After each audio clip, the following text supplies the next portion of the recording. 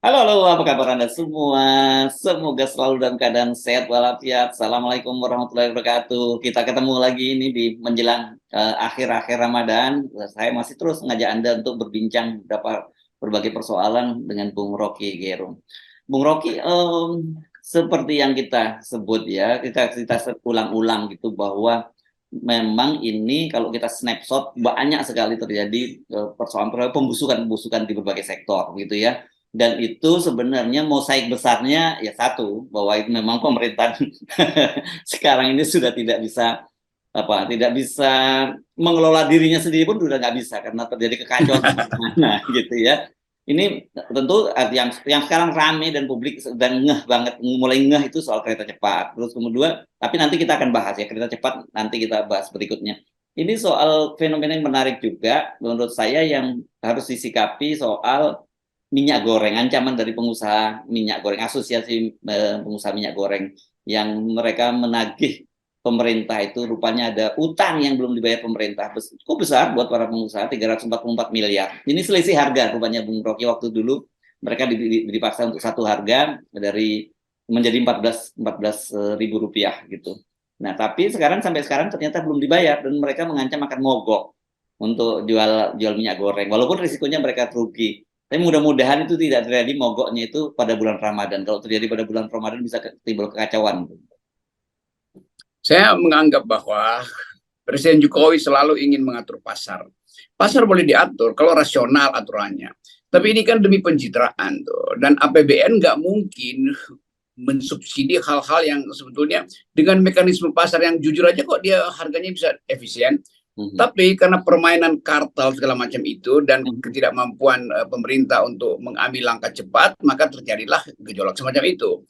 Jadi kalau misalnya hak dari pengusaha itu dibiarkan diatur oleh pasar, tetapi ada jaminan bahwa pemerintah itu tidak akan memberi sinyal-sinyal negatif terhadap aktivitas pasar, itu fine-fine aja tuh. Karena ini ada kebutuhan dasar pokok, maka pemerintah bertahan untuk seolah-olah kasih kesan kami bisa atur pasar itu satu harga segala macam. Tapi di belakang layar dia nggak hitung konsekuensi dari satu harga itu, sehingga tagihan subsidi itu yang mungkin dijanjikan 1 bulan 2 bulan sekarang membengkak tuh. Lalu diancamlah para pengusaha ini. Nanti kota ekspor Anda akan kami halangi, kira-kira begitu di belakang layar kan. Tetapi ekonomi nggak mungkin diterangkan terus atau dijaga terus dengan kekuatan politik. Satu waktu ekonomi akan mendikte politik justru. Nah sekarang mulai terjadi, para pengusaha mulai mendikte politik dengan dalam bentuk ancaman. Lalu nanti pengusaha kabinet akan bilang kok ngancam-ngancam. Lo memang itu hak dia untuk mengancam karena kan pemerintah gagal bayar kan. Nah pemerintah dalam bandingan dengan Cina misalnya itu dia nggak bisa ngancam Cina karena dia berhutang pada Cina tuh. Sekarang pemerintah berhutang pada pengusaha ini, ya pengusaha bisa ngancam dong. Jadi sekali lagi ini soal efisiensi APBN, mau dipakai untuk subsidi kebutuhan pokok atau mau dipakai untuk dagang hal-hal yang sekedar pencitraan, IKN, kereta cepat segala macam. Jadi publik sekarang mengerti setelah data-data itu dibuka bahwa pemerintah sebetulnya yang curang itu. Harusnya pemerintah ada hulukan minyak goreng daripada minyak kereta cepat segala macam kan. Jadi hal-hal ini yang membuat pusing pemerintah. Kalau APBN kita dipakai untuk keadilan sosial sila kelima yang nggak ada soal, tetapi kan dipakai juga untuk biaya hal-hal yang nggak diperlukan rakyat.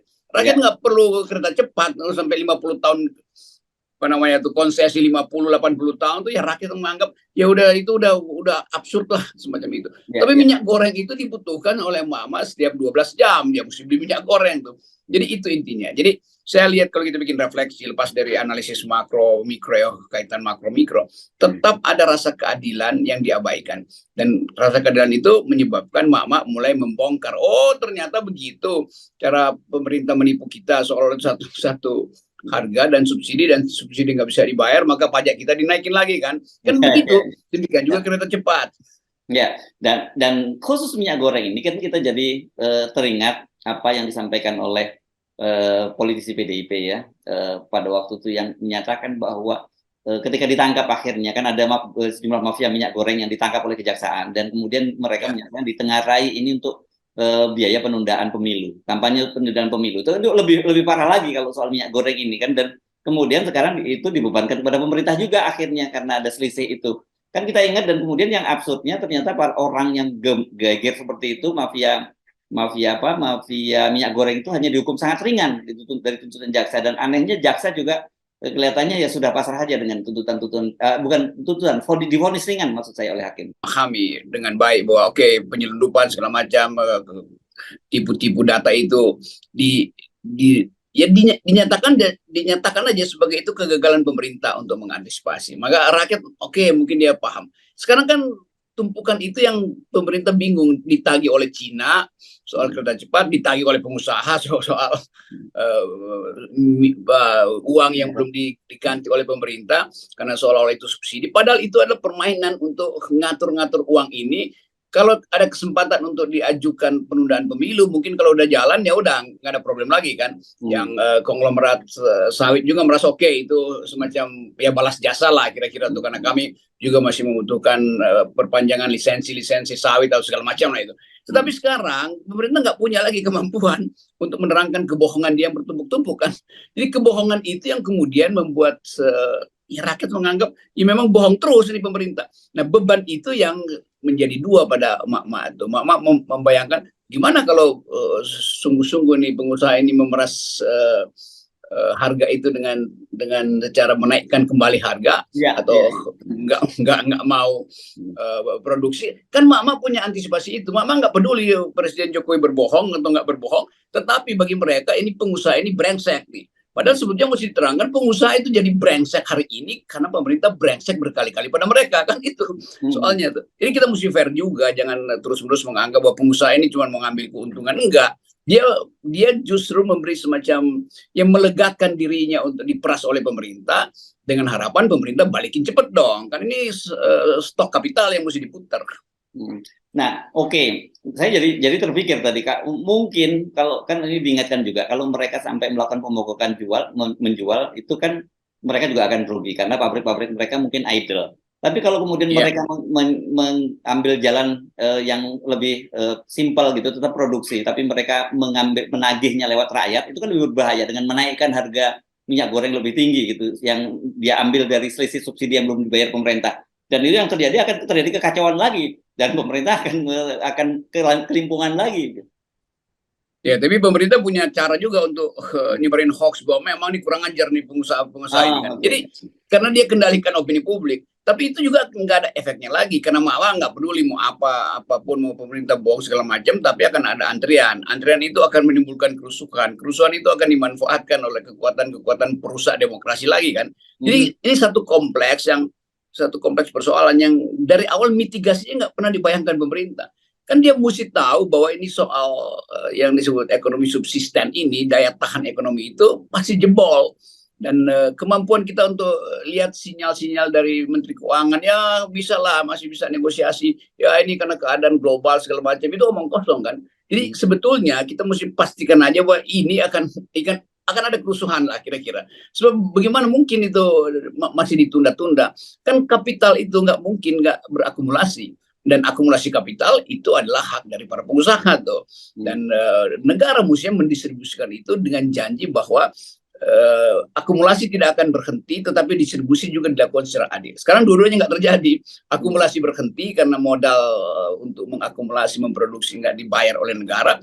Dan itu juga bukan cuma soal sawit. Banyak betul proyek di daerah yang pengusahanya ngamuk karena nggak dibayar oleh bupati, nggak bayar, gubernurnya nggak bayar tuh, dengan alasannya belum ada uangnya tuh. Kan itu artinya ekonomi nggak berputar. Jadi kita lihat bahwa sektor itu nggak berputar sebetulnya karena pemerintah berbohong di dalam perjanjian bisnis dengan swasta, termasuk di daerah, apalagi dengan soal yang menyangkut kebutuhan dasar yaitu minyak goreng hari ini. Jadi pemerintah sekarang lagi menggoreng dirinya sendiri karena kebodohan kebijakannya. Ya. Nah, kalau soal nggak bayar itu yang terasa langsung tuh di infrastruktur. Banyak sekali itu perusahaan yang kontraktor gitu yang nggak dibayar, dan kalau nggak salah beberapa waktu yang lalu sempat perusahaannya Pak Yusuf Kalla mengajukan pilot terhadap Waskita Karya bahkan kalau tidak salah, walaupun itu kan menarik juga itu. Ini akan berlanjut banyak. Jadi banyak juga yang kita sebut sebagai oligarki yang ditipu oleh negara tuh kan begitu kan. Padahal mereka ya oligarki daerah juga banyak tuh. Tapi itu juga ya kesalahan oligarki daerah juga karena mereka juga beternak pejabat di di ya pejabat di gubernur, di birokrasi lokal tuh mereka beternak di DPRD legislatif lokal. Jadi itu memang semacam kayak kekacauan kebijakan aja kan, dan negara menganggap bahwa ya udahlah nanti diberesin nanti tuh, sementara nggak ada jaminan bahwa bisa dibereskan soal-soal itu dengan sistem pajak yang tetap dianggap tidak adil. Jadi ini kesempatan sebetulnya untuk memastikan bahwa udah mending buang handuk aja lah, lempar handuk aja lah, karena udah kacau. Jangan sampai kekacauan di bidang ekonomi ini merambat ke kekacauan politik. Nah kalau itu terjadi, itu yang disebut SARA itu nggak akan terhindarkan. Iya, ya. Anda bolak-balik ngomongin soal mundur, menyerah, lempar handuk. Ini kan kalau karena standar Anda, value Anda itu berbeda, ya, gitu. Buat mereka, mereka nggak peduli kok mau mampu tidak mampu, tapi mereka justru malah menikmati situasi itu dan mereka masih terus mau berkuasa, Bung Rocky. Ya, saya juga senang kalau dia mau berkuasa terus, artinya berhadapan-hadapan nanti dengan people power kan. Kan kita membayangkan tuh mahasiswa udah mulai pasang strategi untuk melakukan ya turun ke jalan setelah Lebaran itu udah siap-siap tuh. Banyak LSM juga yang menganggap bahwa ini waktunya untuk nagih tentang keadilan tuh. Internasional lihat kita dengan cara yang sangat tepat tuh. Kita bisa tahu dalam 1 minggu ini akan banyak diplomat terutama Amerika yang berkunjung ke Indonesia hanya untuk memantau keadaan.